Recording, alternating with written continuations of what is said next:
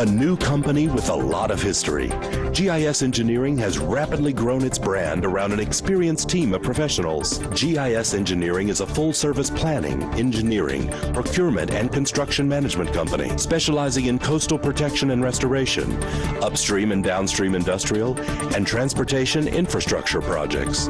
Putting people first, GIS Engineering, a new company with a lot of history.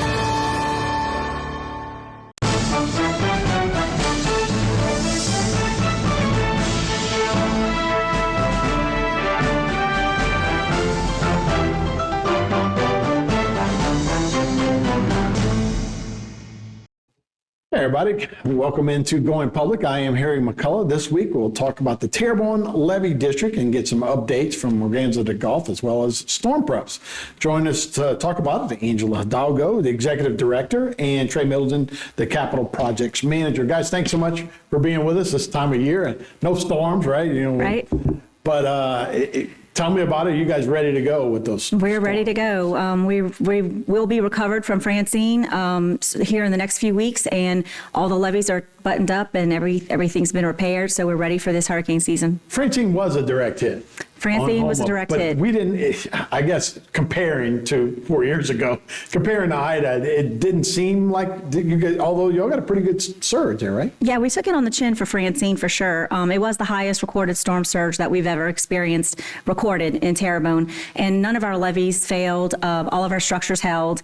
People were going back to work the next day. So Francine, in my eyes, is a success story 100%. Yeah, no doubt. And what about the cleanup? And I know debris on levees and all, a lot of times there's a lot of what y'all have to clean up. Yeah. Was that similar, or did this come from a different direction? Or what? So Ida was more of like an interior water rise type storm, whereas Francine was a traditional southerly, storm surge event. And we did have about $15 million worth of damages, even though nothing was truly damaged. It was mainly like debris and scour repair and removal.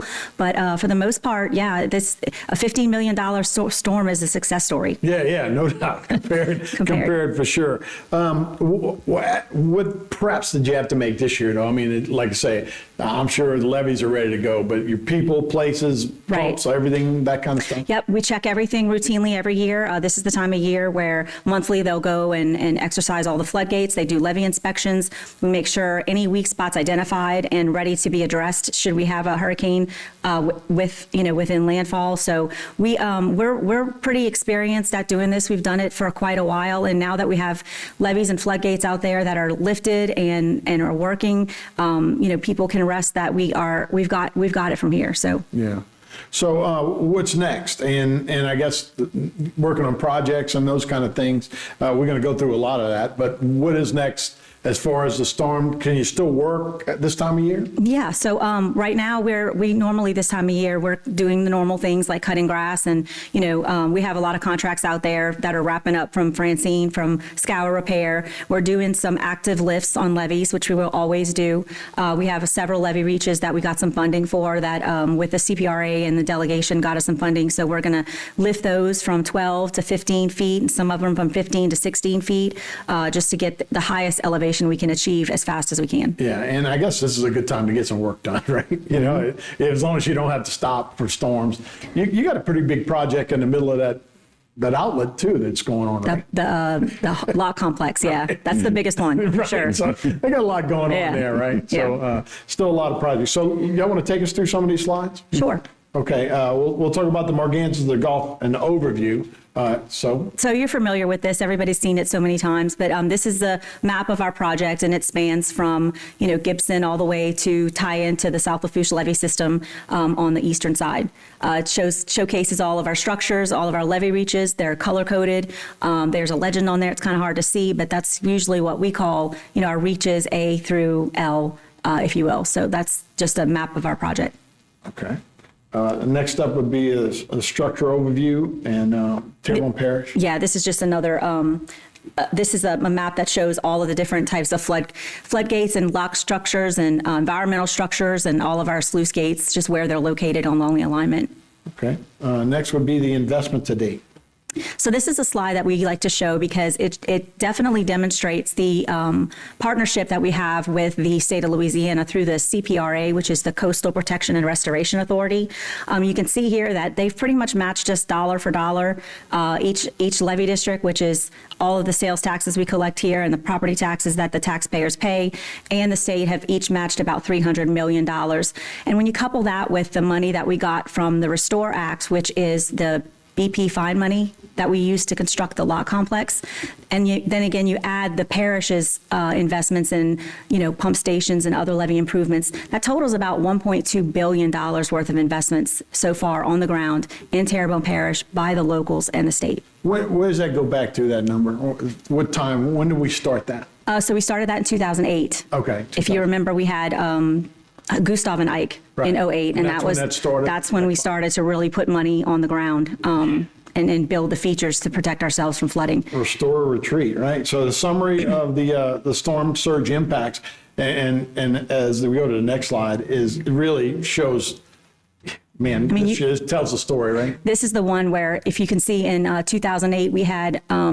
2005, we had Rita, and we flooded 11,000 homes from storm surge. And then we had flooding in 08 from Gustav and Ike. We had thousands of homes flood. And at that point, we started making our investment. And you can see in 2019 for Barry, while we had made major improvements on the levees, only 11 homes sustained flooding in Terrebonne. And that's only because that section of levee that was protecting those homes wasn't quite finished yet. Right. So since then, we've had no homes for those 6 tropical storms we had in 2020. We had no homes flood for Ida, and we had no homes flood for Francine, which was the highest we've ever recorded. Right. And it was crazy. And again, it always bears saying, we're saving money now, right? Right. The federal government, especially FEMA, we talk about insurance and all that, but we're saving money now. Just for Francine, money that we put in. Right. Just for Francine alone, we saved in unfiled FEMA claims almost $2 billion. Yeah. Just for Francine. So again, that risk rating 2.0 audit, that ought to kind of go in there. It seemed like in whatever computer you're using, right, some data ought to go in on that one. All right, let's take a break. When we come back, we'll take a look at some of the hurricane season readiness and some of the alerts. We'll be right back on Going Public right after this.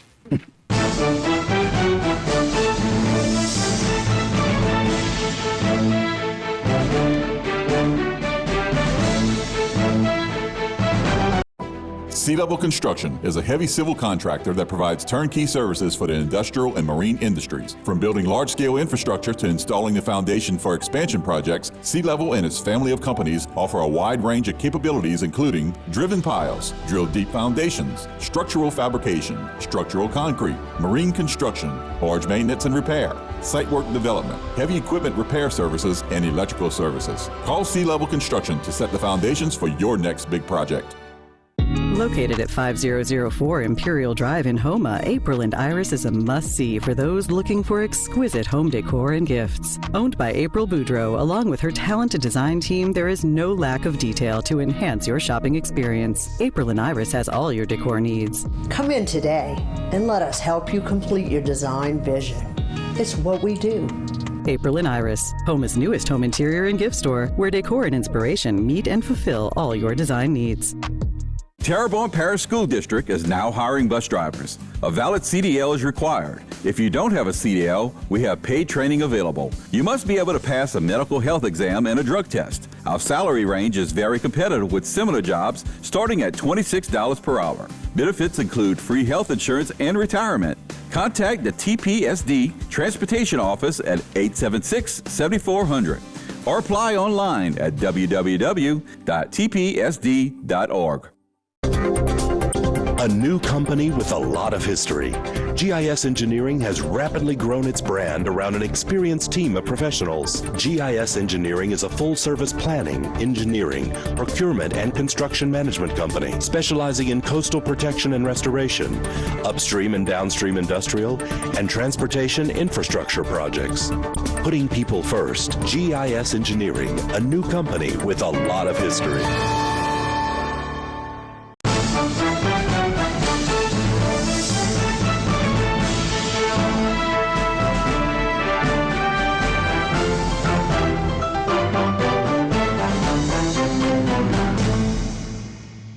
Hey everybody, welcome back to Going Public. Harry McCullough here. We're talking Terrebonne Levee District with Angela Hidalgo and Trey Middleton.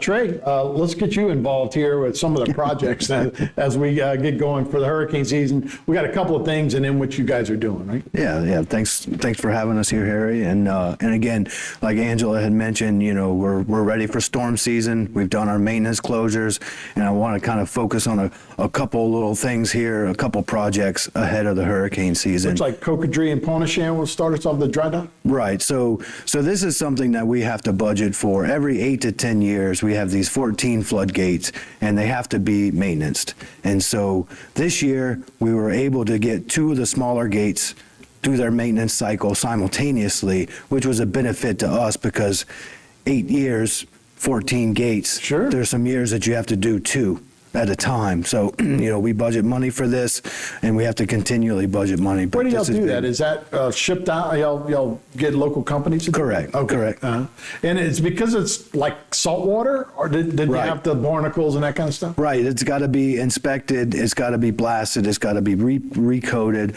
All the mechanical, electrical components, everything has to be run through and make sure that we're good to go. Because it's a lot easier to do it in a dry dock than it is down the bayou, wherever it's at. Right.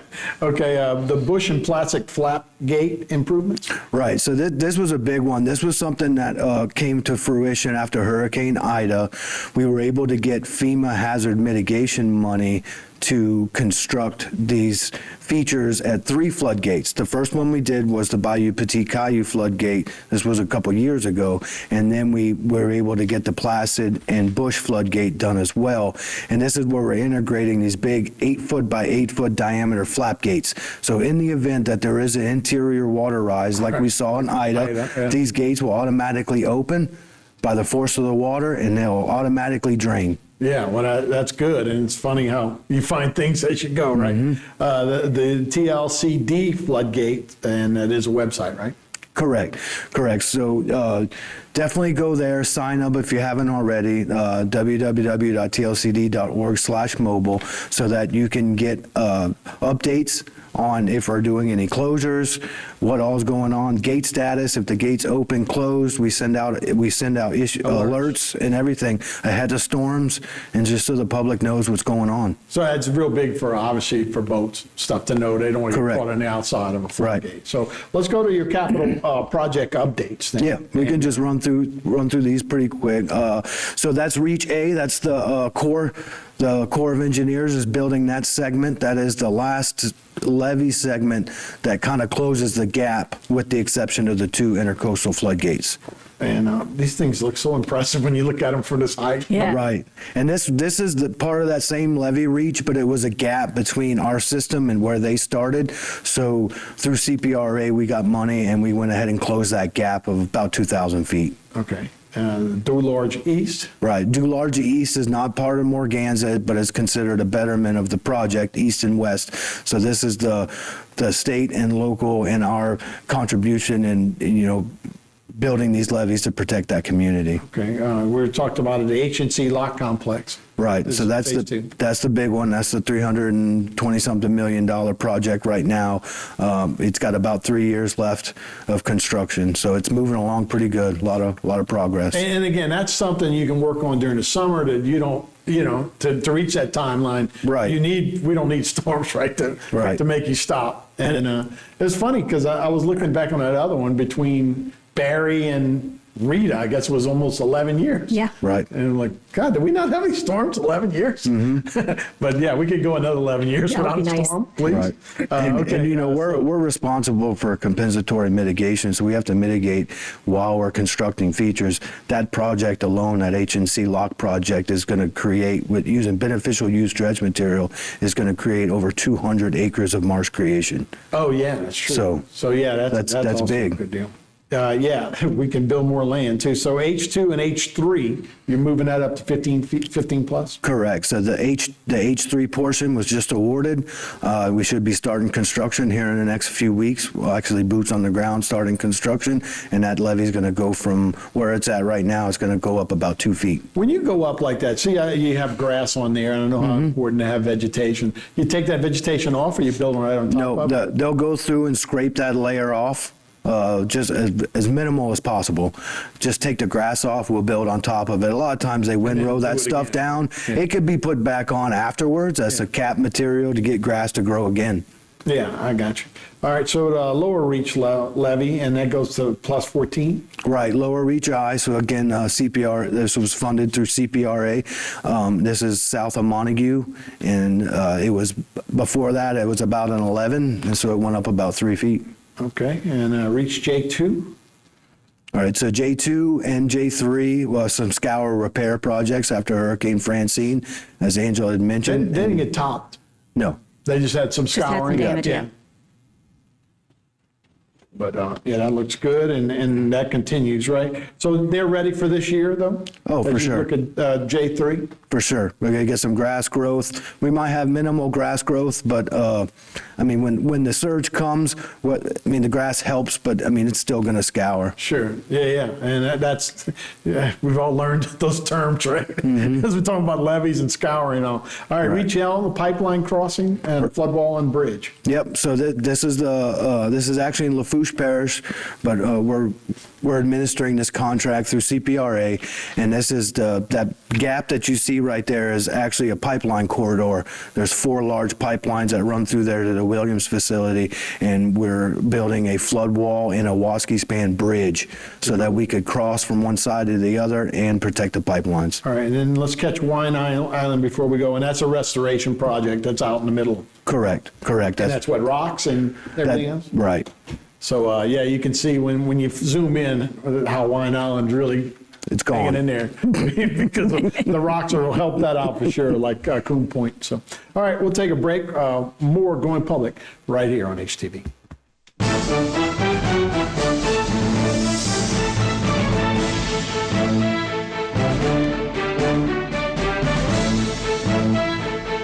Led by a 7-member commission, the Terrebonne Port was created to assist our local industry in promoting economic development. We monitor government regulations that affect our local industry and work with the U.S. Army Corps of Engineers to secure maintenance dredging funds. Because the HNC is the main artery for the heartbeat of Terrebonne's economy, Terrebonne Port fights a constant battle for funding to maintain the federally authorized navigable depth. We are now leasing waterfront and non-waterfront property. Terrebonne Port Commission, serving our industry to keep Terrebonne thriving. Sea Level Construction is a heavy civil contractor that provides turnkey services for the industrial and marine industries. From building large-scale infrastructure to installing the foundation for expansion projects, Sea Level and its family of companies offer a wide range of capabilities including driven piles, drill deep foundations, structural fabrication, structural concrete, marine construction, barge maintenance and repair, site work development, heavy equipment repair services, and electrical services. Call Sea Level Construction to set the foundations for your next big project.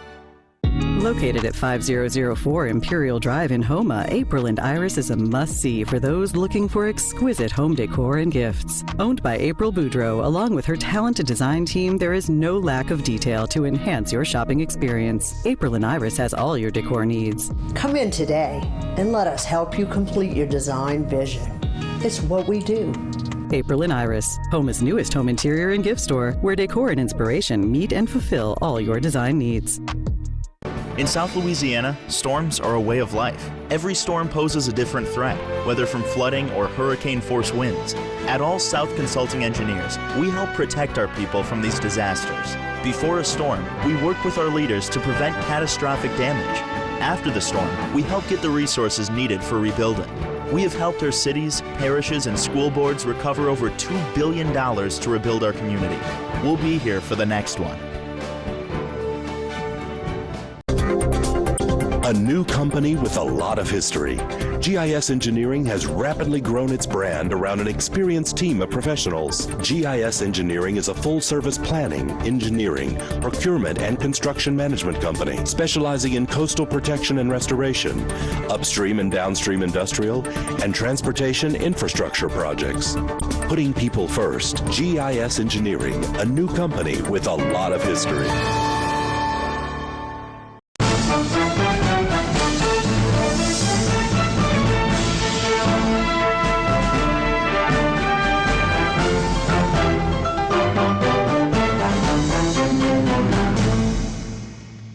Everybody, welcome back to Going Public. Harry McCullough here. Angela Hidalgo and Trey Middleton are here with the Terrebonne Levee District and some updates. So, Trey, you want to take us through the upcoming capital projects as well? Yes, definitely. So what I went through before were some completed projects, some projects that were nearing completion, and these few projects here on the listed are on the horizon here for this year. Yeah, so starting with the upper reach I in the levee, and that y'all want to go up to 15 feet there? Correct. That's going to be a phased, it's a long levee segment, so it's going to be a phased approach, but we do have some funding through CPRA, and we're going to move forward with getting that levee up to 15 feet. Yeah, you guys must know somebody over there at CPRA.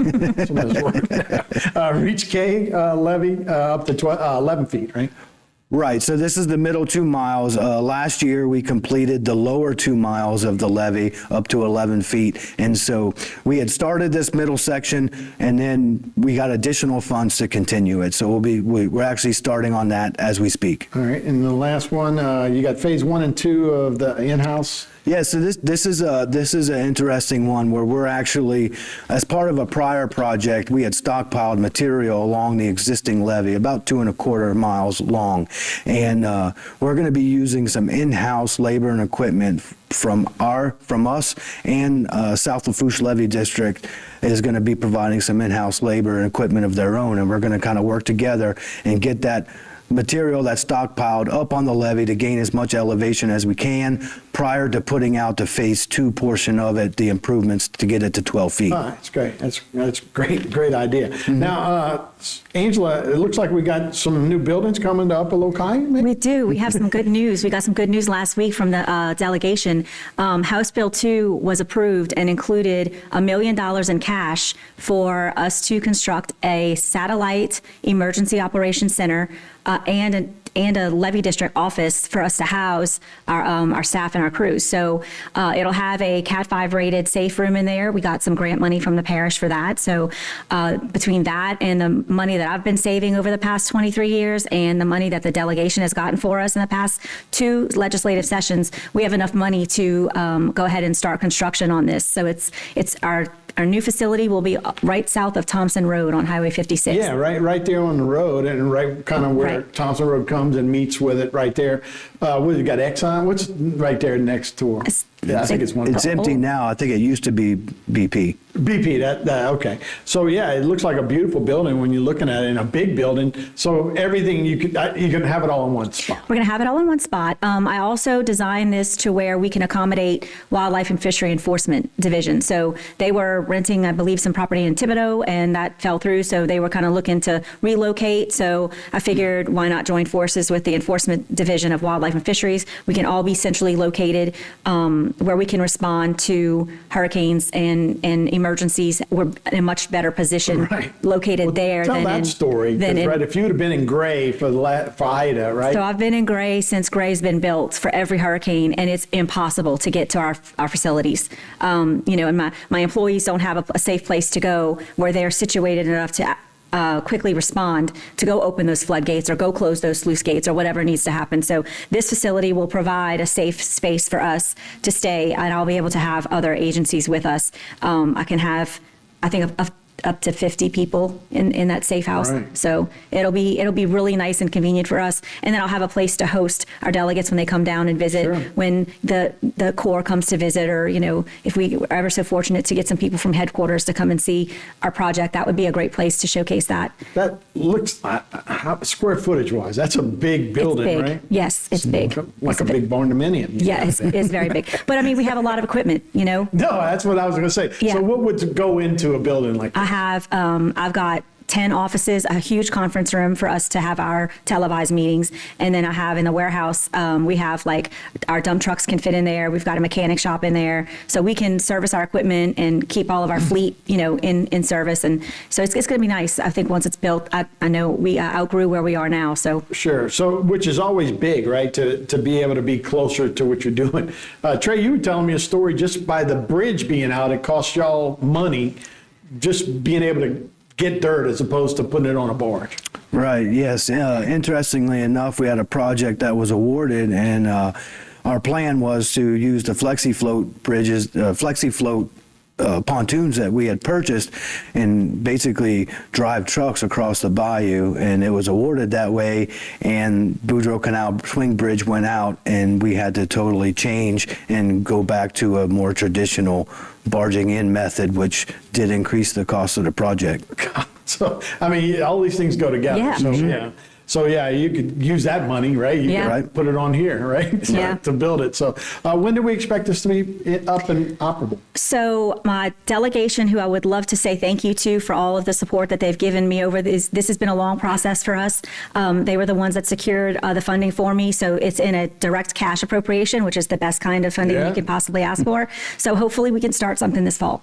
Start this fall? Start this fall. And I would imagine it would take a year or two, maybe? Probably about 2. 2 years. Yeah, it's like I said, that's a big building. You got a lot of stuff involved there, but it's a great location. You can get to all the 5 bayous from there pretty quickly. So depending on the bridges.